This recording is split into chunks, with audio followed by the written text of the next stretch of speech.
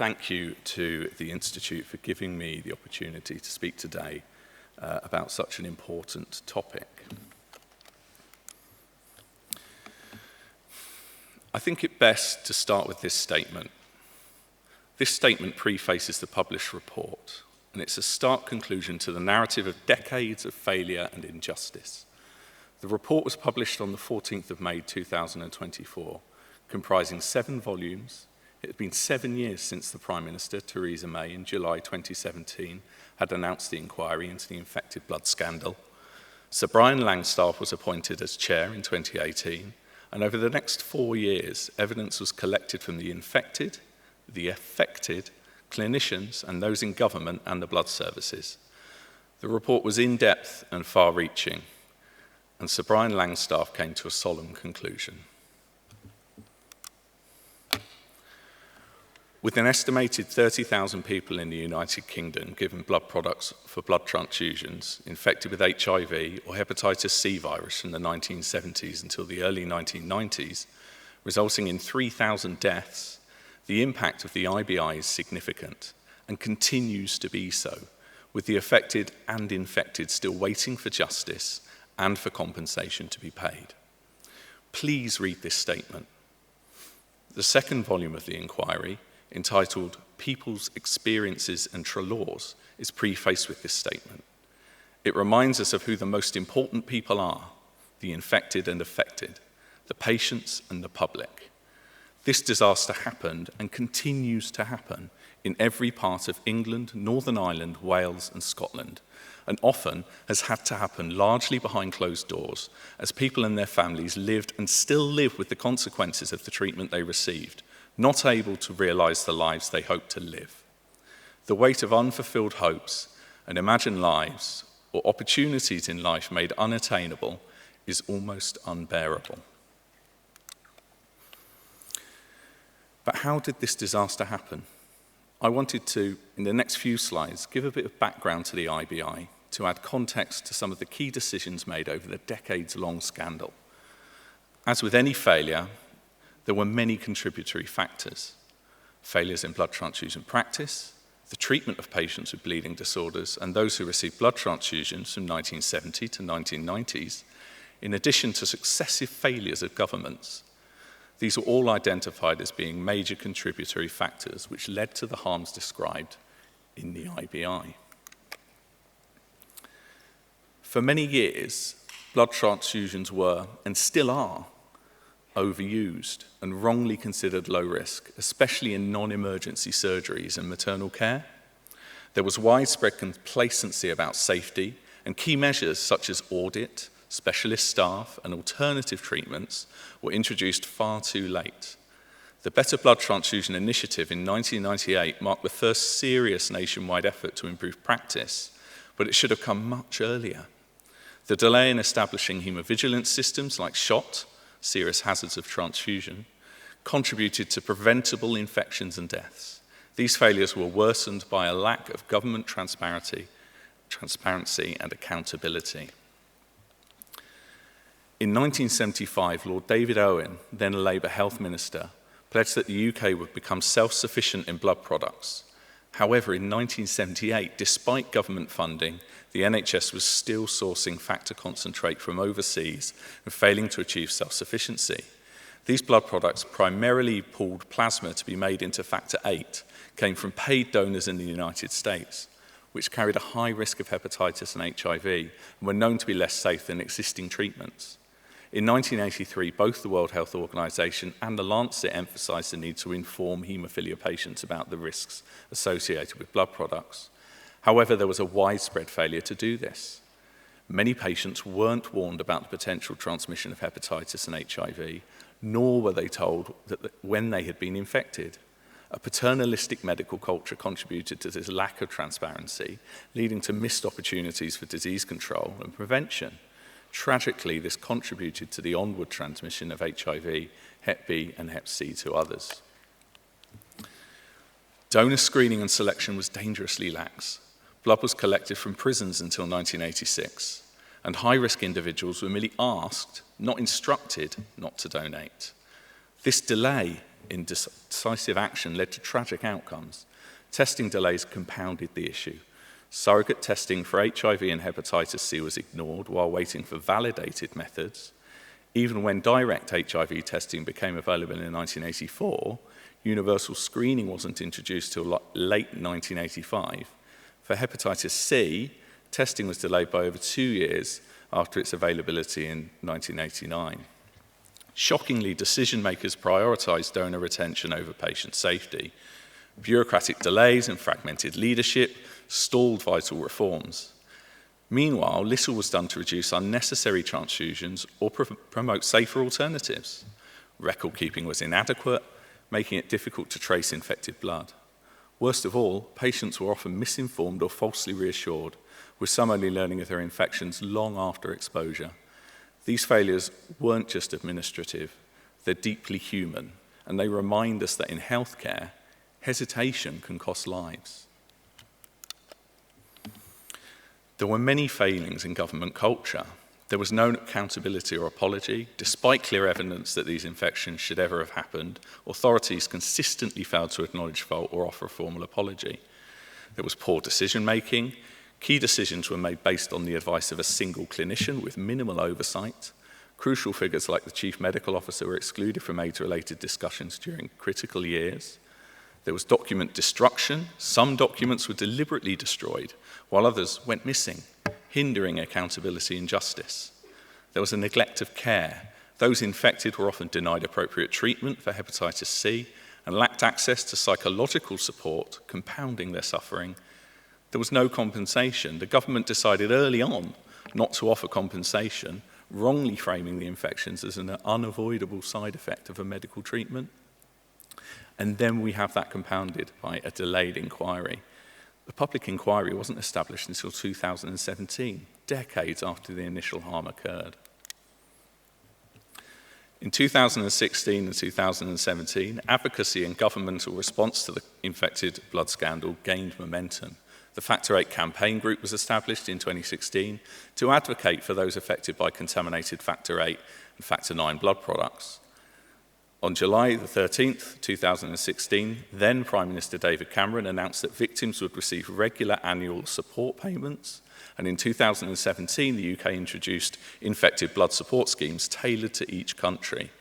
In July 2017, Prime Minister Theresa May announced an independent public inquiry into the scandal, calling it an appalling tragedy which should simply never have happened. These actions marked a turning point in public acknowledgement and support. 7 years on from the announcement of the inquiry, after all the witnesses had been called and the evidence examined, the IBI report was finally published in May 2024. The report makes 12 recommendations for improvements in blood safety, institutional culture change, and compensation for those affected. The recommendations aim to deliver justice and lasting change for affected patients and the healthcare system. They call for a comprehensive compensation scheme, formal recognition of victims, and lifelong liver monitoring for those infected with hepatitis C. The recommendations also stress the importance of learning from past failures, fostering a safety-first culture in healthcare, and ending defensiveness within government and civil service. For pathology services, this means greater accountability, improved diagnostic support, and a commitment to transparency and patient safety. The recommendations focus on strengthening patient safety, especially around blood transfusions and haemophilia care. They call for proactive efforts to identify those who may have been infected but remain undiagnosed, ensuring they receive the support they need. Importantly, it emphasises the need to listen to patients and involve them in shaping their care. The recommendations reflect public demands for transparency and accountability, urging the healthcare system to fully implement the inquiry's findings to prevent future harm and rebuild trust. Relevant to pathology, Recommendation 7 is broken down into 9 subsections. Its implementation is being led by Professor Dame Sue Hill, the CSO of NHS England. The recommendations focus on alternatives to transfusion and patient blood management, transfusion strategy and governance, laboratory workforce, training and education, haemovigilance, and digital transformation, with working groups established for each of these recommendations to address each of them. Work is underway and requests for funding have been submitted. Much of this is not unique to transfusion services. or even to pathology. And some of the recommendations seem obvious. What the IBI has done is highlight these areas for specific focus to concentrate efforts for the formation of future strategy going forward.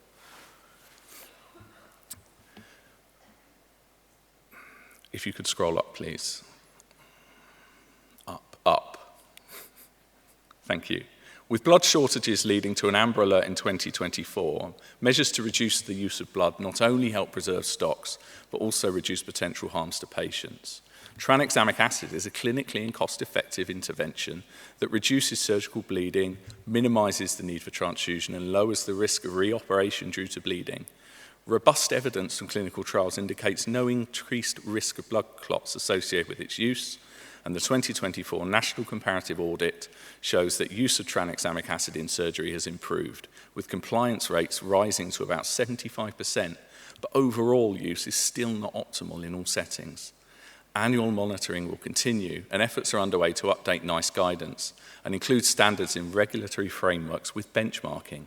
A joint group is also working to raise awareness and encourage greater use of tranexamic acid for eligible surgical patients. The main effect for laboratories through this initiative will be reduced blood use through consistent, auditable, evidence-based transfusion practice aligned with national quality standards and better patient blood management.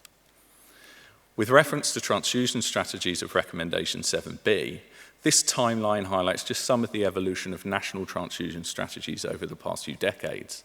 Starting in 1998, as I've already described, the Better Blood Transfusion initiatives began with 3 health service circulars issued by 2007. Each of these strengthened transfusion safety and practice. In 2014, we shifted towards patient blood management, focusing on reducing unnecessary transfusions and improving patient outcomes. Other key developments include the launch of SHOT in 1996, and that's still vital today, formation of a National Blood Transfusion Committee in 2001, NICE guidelines and quality standards in 2015 and 2016, and by 2019, the Transfusion 2024 strategy laid the groundwork for long-term change, leading us to 2025 Transfusion Transformation, which aims to modernise and future-proof transfusion services. This timeline reflects how far we've come, but the work still ahead to ensure safe, effective transfusion care.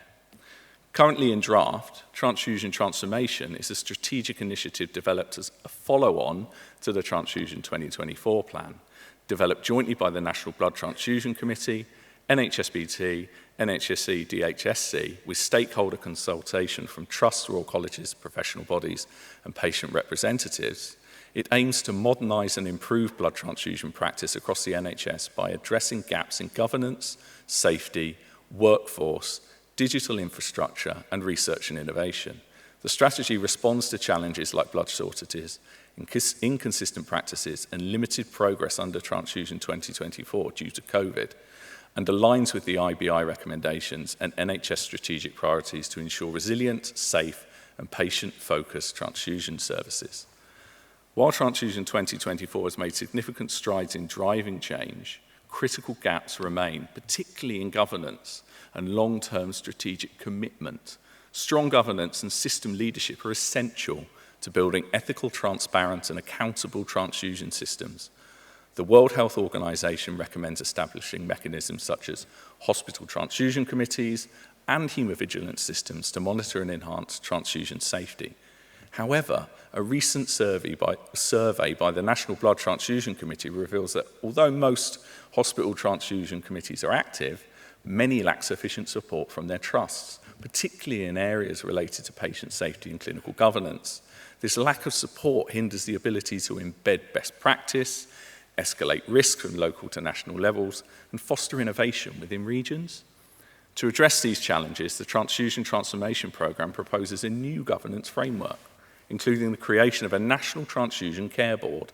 Additionally, recognising that patient voices remain underrepresented in decision-making and policy development, the strategy also recommends embedding patient co-leadership. This includes appointing patient representatives as co-chairs alongside experienced clinical leads at national, regional, and local level on the transfusion committees, thereby strengthening the patient voice in shaping transfusion-related policy. The NHS Transfusion Services workforce faces significant challenges in recruitment, retention, and staff support, issues that directly affect both capacity and capability. These challenges stem from a combination of factors, including funding constraints, rising demand for transfusion care, and an aging population.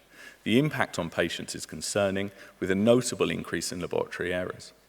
To address this, the UK Transfusion Laboratory Collaborative has set out minimum standards endorsed by UCAS and the MHRA for staff qualifications, training, competency, and IT use in hospital transfusion laboratories.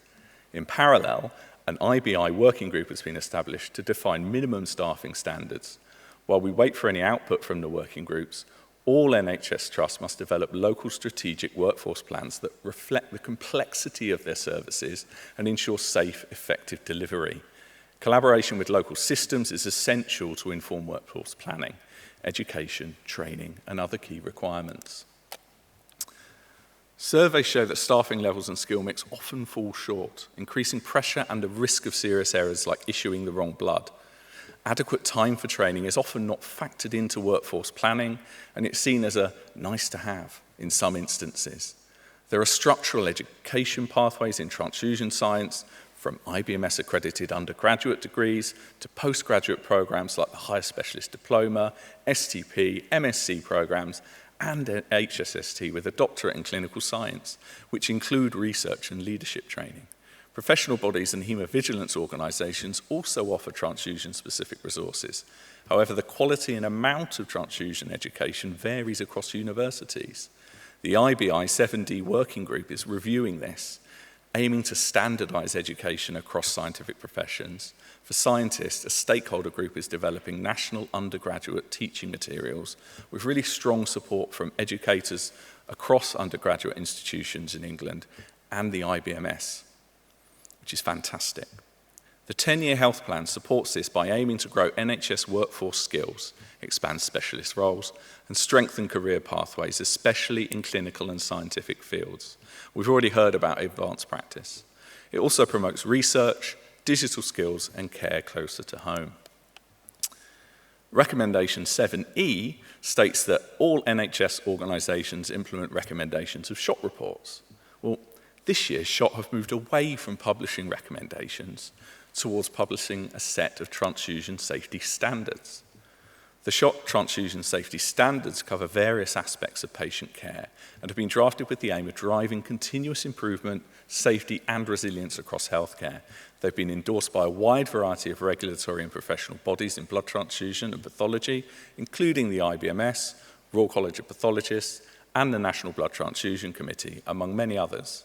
Much like Transfusion Transformation, the standards directly respond to the findings and recommendations of the IBI and are informed by the systemic gaps highlighted by the inquiry and reports submitted to SHOT. Achieving compliance is a journey.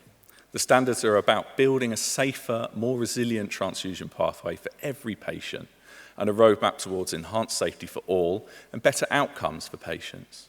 SHOT will continue to monitor serious adverse reactions and errors related to transfusion, but will not have oversight of compliance to these safety standards. These will vary across the UK. The key domains for which standards have been issued are on the SHOT website, with criteria and requirements under each domain. Several supporting resources are also available, including a baseline assessment tool. Once the baseline assessment is complete, targeted improvement plans should be developed to address any identified gaps. These plans should be supported by robust business cases with clear processes for escalating risk where necessary. Ongoing assurance should be maintained through annual compliance reviews, overseen at board level, and monitored externally by regulatory bodies to ensure continued alignment with the standards and progress over time. Recommendation 7F is all about digital and data. Knowing the outcome of every blood transfusion is vital for patient safety. Digital transformation will deliver standardized integrated data systems for sharing transfusion outcomes, improved electronic blood management to monitor the supply and the demand for blood, in addition to wastage, data platforms that support analysis through the federated data platform. It will make transfusion services more efficient and data-led and more resilient to shortages due to either demand caused by periods of low donation or by cyber attack, as seen in 2024. Increased interoperability comes at a cost, but the benefits far outweigh the cost in the longer term. Electronic blood management systems have been shown to reduce transfusion errors and near-miss incidents compared to manual processes. Digital interoperability ensures transfusion data is recorded, traced, and audited across clinical systems, supporting the move from analog to digital. National audits show that in recent years, there's been no improvement in how information about transfusion is provided to patients or how consent is obtained. Although the Infected Blood Inquiry's final report did not make a specific recommendation about transfusion consent, it did stress the need for cultural change, openness, and giving patients a stronger voice. The recently updated SABTO guidelines aim to improve patient information, strengthen the consent process, and support shared decision-making. However, patients still need to be better informed about their treatment. Blood services of today are worlds apart from blood services of the past. We put patient and donor safety at the heart of everything we do. Across all of our services, both transfusion and transplant, modern safety standards are rigorous and have improved enormously. The UK now has one of the safest blood services in the world. In his report, Sir Brian makes clear that significant improvements have been made in haemovigilance and blood safety. Blood transfusions can save lives, but they do carry risks. Understanding these risks helps patients and healthcare teams make informed choices and keep transfusions as safe as possible. To support this, the Serious Hazards of Transfusion team has developed a My Transfusion patient app. It's the UK's first patient-facing transfusion app and is designed to support adult patients who are receiving or who are likely to receive blood transfusions.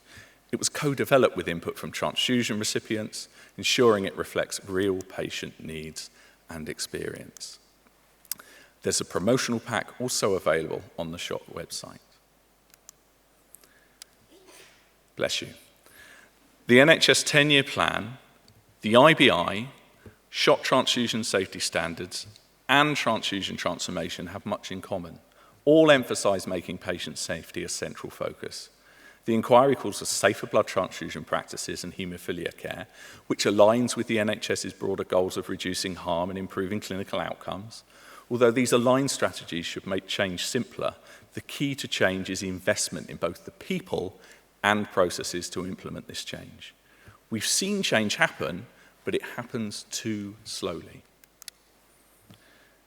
We now have an inquiry report with a full set of recommendations. The stars are aligned, or strategies are aligned, and whilst we wait to see if funding is forthcoming, we should focus our priorities and objectives so that we're proactive in our approach to fulfilling our responsibilities set out in the IBI. Many of the highlighted issues are not new and are repeated across the wider NHS.